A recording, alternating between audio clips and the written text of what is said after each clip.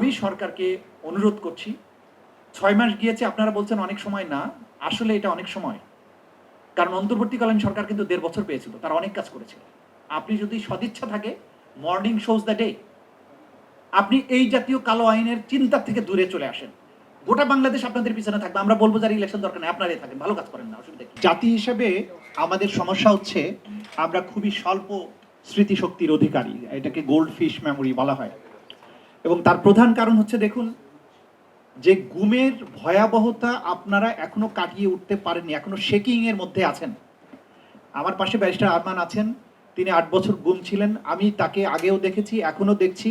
আমি খুব স্পষ্টভাবে বুঝতে পারি যে আরমান এখনো ট্রমা থেকে বেরিয়ে আসতে পারেনি। তার প্রত্যেকটা কথা শুনি, আমি খেয়াল করি যে সে ট্রমা থেকেই বেরিয়ে আসতে পারেনি। বিএনপিতে অজস্র ভিকটিম আছেন, তাদের পরিবার আছেন, এখানেও কথা বলছেন, তারা কেউ ট্রমা থেকে বেরিয়ে আসতে পারেনি। এই সময়ের মধ্যেই আপনি ভুলে গেছেন যে আপনি কি সময়টা পার করে এসেছেন। জাতি হিসাবে এটা চরম দুর্ভাগ্যের বিষয়। আমি বারবার প্রত্যেকটা অনুষ্ঠানে একই রকম কথা বলার চেষ্টা করি যে আপনি যে মহাবিপ্লবের মধ্য দিয়ে ক্ষমতায় আসলেন, আসার পরে যে জনগণের বিপুল প্রত্যাশা ছিল, যে বাচ্চাগুলো রাজপথে বুক চিতিয়ে দাঁড়িয়ে জীবন দিল, সে নিছক একটা নির্বাচন, নিছক একটা পরিবর্তন, এটার জন্য জীবন দেয়নি। এইটা সবাইকে মনে রাখতে হবে। আবু সাইদ যেভাবে বুক চিতিয়ে দাঁড়িয়েছিল, সেটা নিছক একটা নির্বাচনের জন্য নয় যে আওয়ামী লীগ আমলের বদলে আরেকটা নির্বাচন হবে, আরেকটা দল ক্ষমতায় আসবে। আমাদের যে বাচ্চাগুলো 4 বছর, 5 বছর, 7 বছরের বাচ্চারা রাস্তায় নেমেছে, জীবন দিয়েছে, তাদের প্রত্যেকের শরীরী ভাষা, চোখের ভাষা, কথা আমরা শুনেছি। আমরা এরপরে ভুলে গেছি যে আমরা কোন জিনিসের মধ্য দিয়ে আজকের বাংলাদেশটা পেয়েছি, আজকের সরকার পেয়েছি। যে গুমের ভয়াবহতার ব্যাপারে গত আওয়ামী লীগ আমলের পুরোটা সময়, বিশেষ করে 2009 থেকে শুরু করে 2024 পর্যন্ত, কিভাবে ভুলে যাই আমরা? দেখুন, যে গুমের যে ভয়াবহতা, প্রতিদিন আমি এটা বলি, বাংলাদেশের সমস্যা হচ্ছে যে আমাদের মিডিয়াগুলো এখনো ফ্যাসিবাদ আমলের সেই ঐতিহ্য বহন করে যাচ্ছে এবং মিডিয়ার সমস্ত প্রধান জায়গাগুলোতে তারা এই আওয়ামী ন্যারেটিভ উৎপাদনে ব্যস্ত। কিন্তু মাঝখানে যে ঘটনাগুলো ঘটে গেছে, 2-1 দিন হয়তো আলোচনায় আসছে, তারপরে গুমের ঘটনার ভয়াবহতা আর নাই। একটা মানুষকে আপনি বিএনপি, জামাত অথবা যে কোনো ইসলামিক দলের যে কেউ যদি হয়, কি হয়েছে? রাস্তার সামনে দাঁড়িয়ে আছে, মার্কেটের সামনে ঢোকার চেষ্টা করছে, বাড়িতে ঢোকার চেষ্টা করছে, একটা মাইক্রোবাস এসছে, দরজাটা খুলেছে, 4-5 জন তাকে ধরে গাড়িতে উঠিয়ে ফেলেছে, তারপরে চিরদিনের জন্য নাই হয়ে গেছে। এটা ভুলে গেলেন কিভাবে? ইলিয়াস আলী সাহেবকে আমরা ফেরত পাইনি, কিন্তু কি ঘটেছে মোটামুটি আমরা বের করেছি। কিন্তু দুর্ভাগ্যজনক হচ্ছে, ইলিয়াস আলী সাহেবের পরিবার আজ পর্যন্ত ইন্টারন্যাশনাল ক্রাইমস ট্রাইব্যুনালে যান নাই সাক্ষী দিতে, তদন্ত সংস্থার কাছেও যাননি। গুম কমিশনে গিয়েছেন বলে আমরা শুনেছি।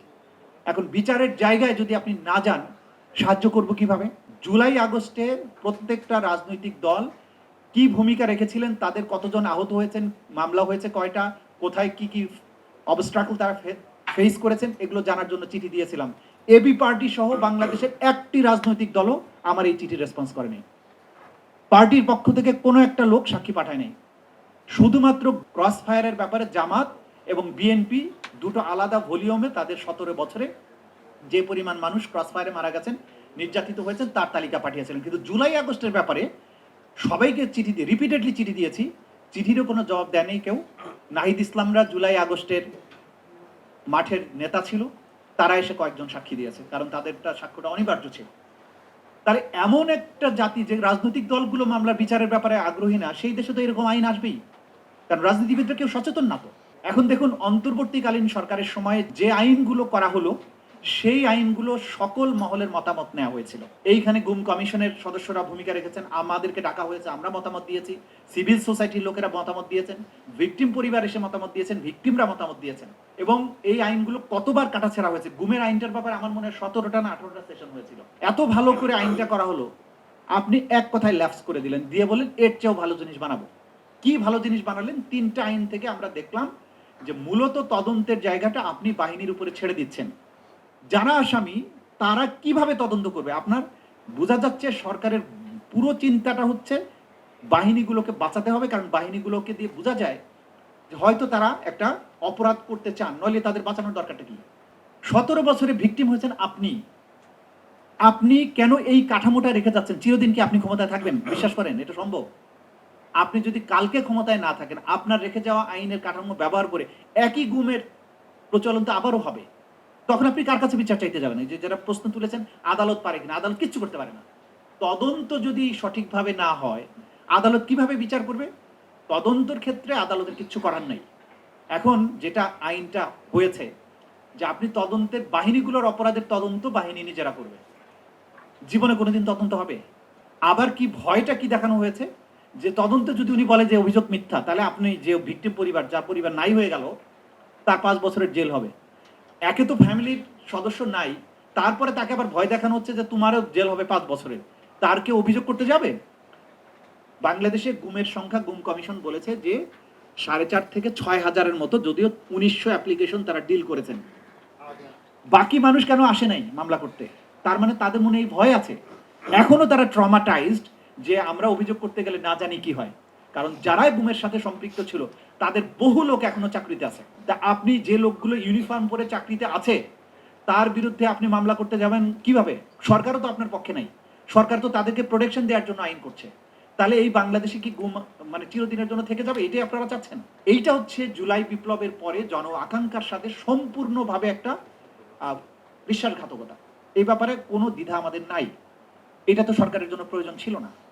এই সরকার তো পপুলার সরকার। প্রত্যেক ভিকটিমরা এই সরকারের পেছনে আছে, রাজনৈতিক দলগুলো পেছনে আছে, বিরোধী দল তারাও চায় না যে এই সরকারের পতন হোক। তারা হয়তো তাদের কর্মকাণ্ডের ক্রিটিসিজম করে, কনস্ট্রাকটিভ ক্রিটিসিজম করে, তারা দেশটার ভালো চায়। আপনি ভয়টা পাচ্ছেন কোথায়? এই ভয় পাওয়াটা আমাদেরকে জাতি হিসাবে বহুদূর পেছনে ঠেলে দিচ্ছে। এই রকম একটা আইন রেখে ভবিষ্যতে গণমানুষের মধ্যে যে একটা আতঙ্ক থেকে যাবে, এই আতঙ্ক থেকে তো জাতি বের হতে পারবে না। আপনি গুড গভর্নেন্সের মাধ্যমে মানুষের মন জয় করেন না কেন? বাহিনীগুলোকে গুড গভর্নেন্সের জন্য তৈরি করেন। তাদেরকে একটা ভয়ঙ্কর অপরাধ থেকে একটা শিল্ড তৈরি করার কাজটা করা তো রাষ্ট্রের দায়িত্ব না। তাহলে কে প্রিয়? আপনি কি বাহিনী নির্ভর হয়ে যাচ্ছেন নাকি জনগণ নির্ভর? আপনি দেখেছেন অতীতে যে বাহিনী নির্ভর হয়ে আওয়ামী লীগের কি পরিণতি হয়েছে? তারা বাহিনী নির্ভর ছিল কারণ তাদের মধ্যে গুড গভর্নেন্স ছিল না। তারা এটা কলোনিয়াল শাসকদের মতো এই জাতির মানুষদেরকে কৃতদাস বানানোর চেষ্টা করেছে, আমাদেরকে কৃতদাস বানানোর চেষ্টা করেছে। আমরা সেখান থেকে বিপ্লব করে এই শৃঙ্খল ভেঙে বেরিয়ে এসেছি। এখন তো বেরিয়ে আসা মুক্ত সরকার, আমরা গুড গভর্নেন্সের জন্য আইন করব। সেখানে এরকম একটা কালো আইন কিভাবে থাকবে? কি করে এই বাহিনীগুলোর তদন্তের দায়িত্ব তাদের দেওয়া, যেখানে আবার র্যাবের এডিজি অফিসকে করা হচ্ছে কমিটির সদস্য। তো আমাদের যত গুমের মামলা সবগুলোর আসামি হচ্ছে এডিজি অফিস। কারণ এডিজি অফিসের পারমিশন ছাড়া র্যাপিড অ্যাকশন ব্যাটালিয়নের পক্ষে কোনো অফেন্স করা সম্ভব ছিল না। তাহলে আপনি এটা করার মাধ্যমে এটা দেখাচ্ছেন যে এই গুমের ভিকটিমদের প্রতি আপনাদের কোনো সহানুভূতি নেই, আপনারা চান যেটা কন্টিনিউ করুন। এটা দুর্ভাগ্যজনক, এটা হতে দেয়া যাবে না। আমি সরকারের প্রতি আজকে এই জায়গা থেকে অনুরোধ করব, প্রতিদিনই বলতে থাকবো, এই আইন দয়া করে পার্লামেন্টে পাশ করবেন না। এইটা আবার পুনর্বিবেচনার জন্য পাঠান। এইটাকে আবার নতুন করে যেটা সত্যিকার অর্থে অপরাধকে রোধ করতে পারবে এমন ভাবে এই আইনটা আবার করা উচিত। অবশ্যই পার্লামেন্টের সদস্যদের প্রতি আমাদের আবেদন থাকবে, ওপেন আহ্বান থাকছে, আপনারা এই প্রস্তাবিত আইনের পক্ষে ভোট দিয়েন না, এটা পাশ করানো উচিত হবে না। যদি আপনারা এটা পাশ করানোর মধ্যে থাকেন, ইতিহাসে আপনাদের নামটা লেখা থাকবে আপনারা এরকম একটা কালো আইন করে গুমের বৈধতা দিয়েছিলেন। এই যে জিয়াউল হাসানকে নিয়ে এত কথা বলছি, যে ভয়াবহ এপিসোডগুলো রয়েছে, কই আসছে না তো টেলিভিশনে, আমি তো পত্রপত্রিকাও দেখছি না, বিচ্ছিন্ন বিক্ষিপ্ত দুই একটা ছাড়া। প্রায় প্রতিদিন, প্রতি সপ্তাহে ঢাকার থেকে বন্দীদেরকে মাইক্রোবাসে করে তুলে নিয়ে যাওয়া হচ্ছে, বরগুনাতে নেওয়া হচ্ছে, চটদুয়ানিতে নেওয়া হচ্ছে। এই কথাটা আমি বারবার বলি, আপনারা স্টোরি করেন না কেন? ভুলে যান কেন? এরপরে গুমের এই অপরাধীদেরকে বাঁচানোর জন্য আইন কেন? কয়জন অফিসার এই অপরাধের সাথে জড়িত? গোটা বাহিনী তো এর সাথে জড়িত না। হাসিনা এই মানুষগুলোকে দানবে পরিণত করেছিল তার ক্ষমতাকে দীর্ঘায়িত করার জন্য। এই সরকার তো সেই সরকার না, এই সরকার তো জনগণের সরকার, এই ভিকটিমদের সরকার। তাহলে এরকম একটা দানবীয় আইন কেন রাখতে হবে যে অপরাধ করে তাদেরকে প্রোটেকশন দেওয়া হবে, সেই জন্য আইনটা করা হবে? এটা এই সরকারের কাজ তো না, এটা প্রত্যাশিতই না। এবং প্রোটেকশন দিলে আপনারা যে দিন শেষে বাঁচতে পারবেন না সেটা নাবিলা দেখিয়েছেন, যে 20 বছর পরে হোক, 10 বছর পরে হোক, আপনাকে বের করে আনা যাবে। তো অপরাধের চিহ্ন তো থাকে। জিয়াউল হাসান বলতো যে আমি যা করেছি জীবনে কেউ কোনোদিন খুঁজে পাবে না। একেবারে পাই পাই করে তো বের করে নিয়ে এসছি আমরা। কোথায় গুলি করেছে, কিভাবে গুলি করেছে, গুলি করার সময় হাতে রক্ত আর মগজ লাগলে কি বলতো, সবই তো আমরা জানি। সুতরাং অপরাধ তো লুকানো যায় না। এই ধরনের কালো আইন করার মানে কি? কিন্তু এইরকম কালো আইন করে যে দুঃস্বপ্নের মধ্য দিয়ে গোটা জাতি গিয়েছে বারবার। সেই দুঃস্বপ্নের দিকে আবার যাব? এটার জন্য আপনাকে আমরা আনছি? আপনার শক্তির উৎসটা কোথায় সরকারকে বলবো সেইটার দিকে তাকানোর জন্য। এই বাংলাদেশের জনগণ তো আপনাদের পক্ষে, 2/3 মেজরিটি দিয়েছি তো আমরা। এখন দেখেন যে আইনের প্রোটেকশনের কথা বলছেন, আদালতের জায়গা কিন্তু হাত বাঁধা থাকে।